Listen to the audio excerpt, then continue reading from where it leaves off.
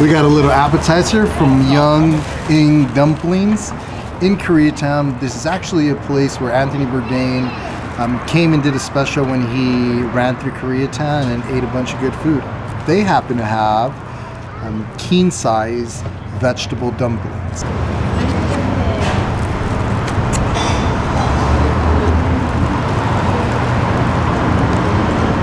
Yeah, fun day on a Sunday.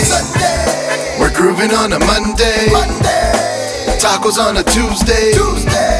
Whiskey on a Wednesday, yeah. We thirsty on a Thursday. It's high day on a Friday.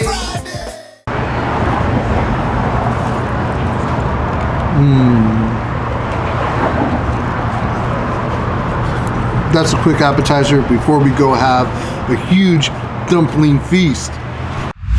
So I just had a quick appetizer before I meet up the homie at Dumpling House because we're gonna have a massive dumpling feast. Let's go grub. So we're right here at Dumpling House, my favorite dumplings in LA, and they have vegan options. And I'm right here with Mr. Koreatown himself, Mike Pak. Woo. Hello.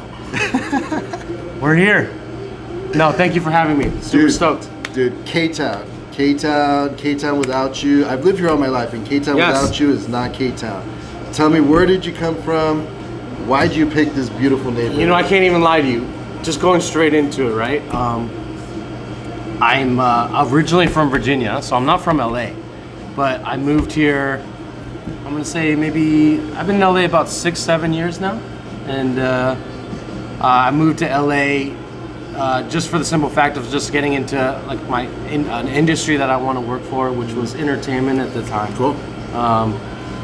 But yeah, really just interned in every industry that I wanted to, music, fashion, you name it. And eventually I took a step back and was like, hey, maybe I can do something for the neighborhood that I live in. And I always had the @Koreatown Instagram handle. And really, I was just like, Mike, you should own up to it and learn as much as you can about the neighborhood. And you kind of fast forward 5 years till now, and every day I'm chipping away and trying to find out more about the neighborhood and restaurants and events, and kind of tie it back together. That's awesome, because you did give back to the community, especially in K-Town, where it's predominantly a Korean and Latino community. 100%. You started introducing a lot of fitness lifestyle and exercising and getting out there and doing more than just sitting around. Koreatown Run Club. Yeah, Koreatown Run Club. I mean, the short story with that is myself and my friend Nguyen, we got together and talked about doing a run club, and we called it Koreatown Run Club for the fact that we could do it and tie it in with the community. I remember our first one. We've been doing it for almost 3 years now, and I remember the first one we met at the Line Hotel in Koreatown, and 20 people showed up, and we were kind of like, we got to start running now.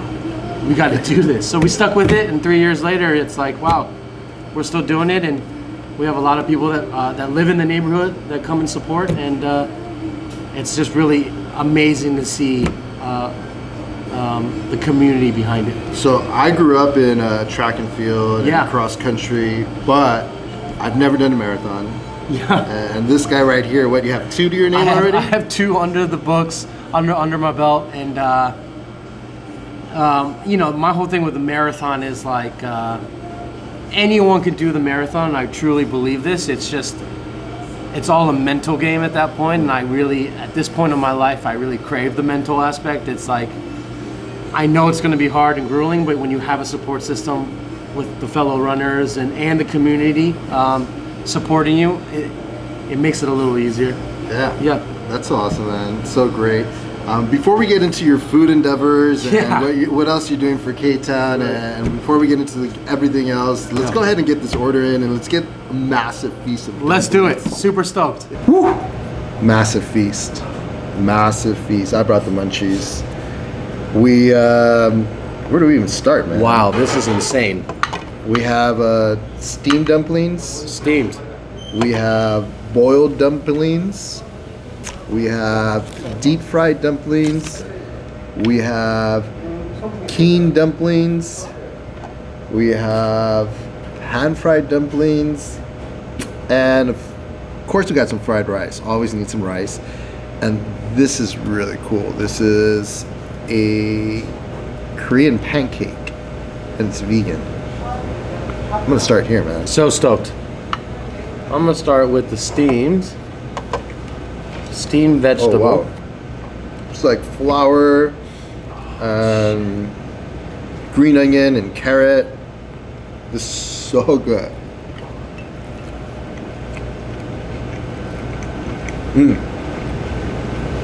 So I've actually never had these. Steamed? They're terrific. So they're warm, all vegetable.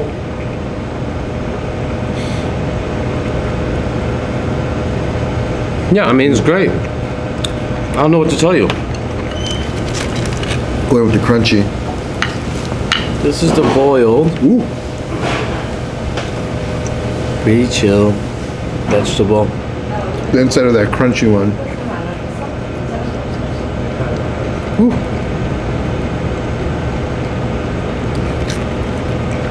Just having those two, I like the boiled so far. Oh, snap. Yeah. Those are actually the only two I haven't tried. These look like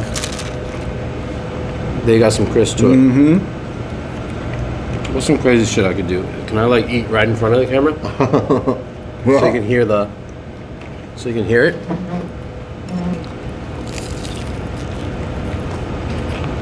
Oh yeah. Oh. Those are it. That's it. Oh, snap. That's it. I always like, growing up, I always liked the fried dumplings. Yeah, I love fried stuff, man. I love fried stuff.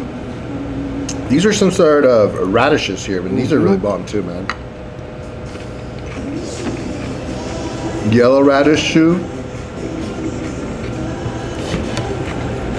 Let's try the pancake. You know what? It's crazy. Like, there's so many, obviously, Korean restaurants in Koreatown, but to be honest, there's not so many vegan options, right?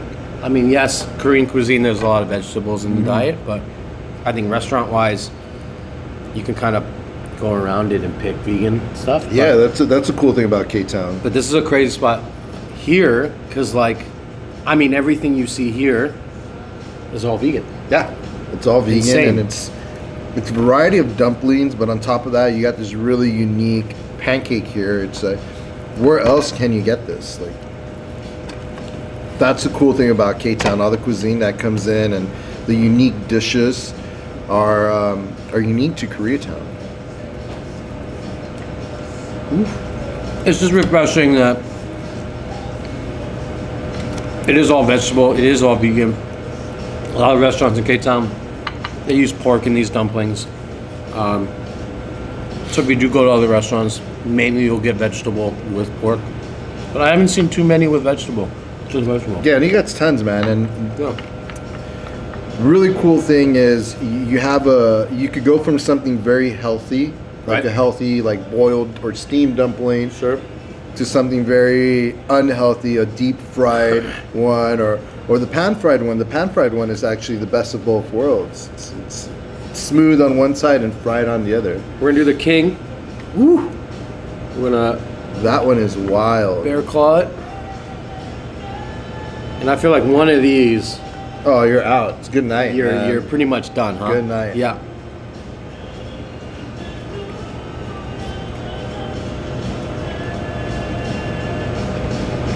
Incredible. Look at So that. what's inside this, would you say? You got some noodles?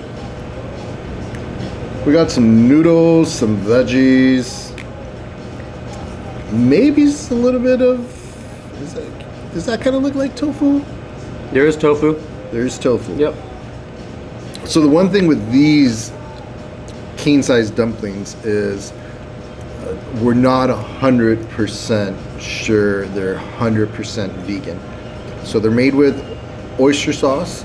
We looked at the container. We couldn't determine if it was seafood oyster or mushroom oyster. It didn't say anything about shelled fish on the container. So we did order them. We ordered them before even looking at the container, and then we found out it had that sauce. I am giving it the pass. I'm giving it the pass because we ordered it and we can't let food go to waste. And I'm hoping I made the best decision. That's all you can do, man. That's all you can do. You have to try your best each time, and we definitely tried our best here. And honestly, guys, if you're here with a large group, a plate of that will feed the entire group 100%. I'm already full.